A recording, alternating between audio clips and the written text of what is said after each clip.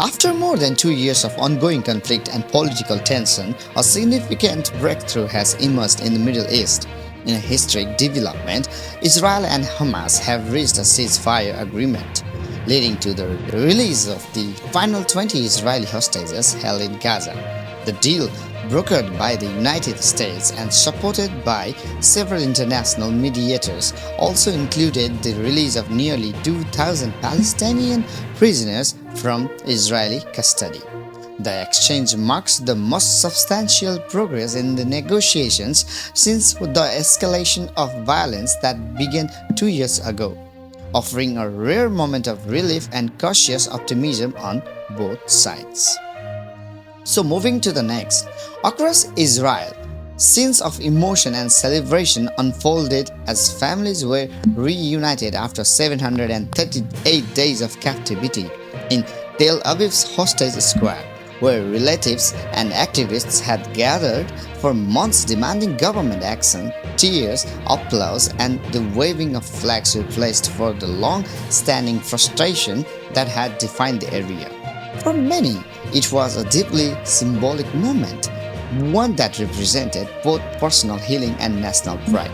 Yet, despite the joy, the mood remains complex. Some families are still waiting for the return of the bodies of the hostages who did not survive, while others are struggling to come to terms with the details of the prisoner actions that made the release possible.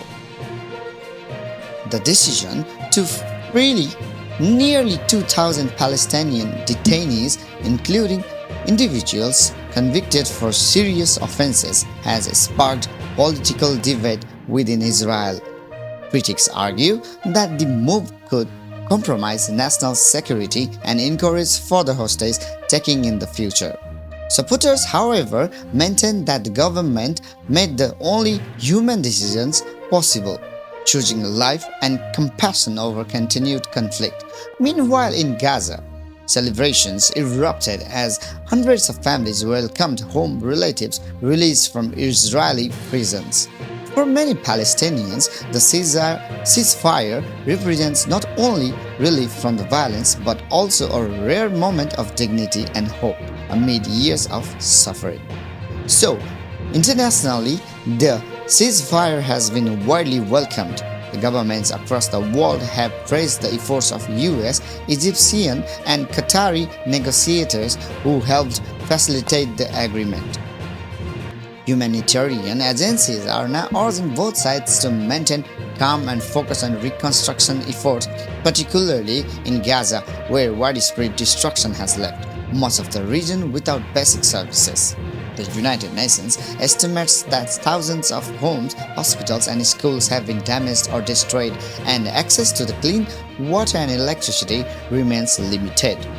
Aid groups emphasize that the current truce must extend long enough for meaningful humanitarian assistance to reach civilians in need. So, if you like this following video, please hit like, subscribe, and share button. Love you all. Till then, take care. See you.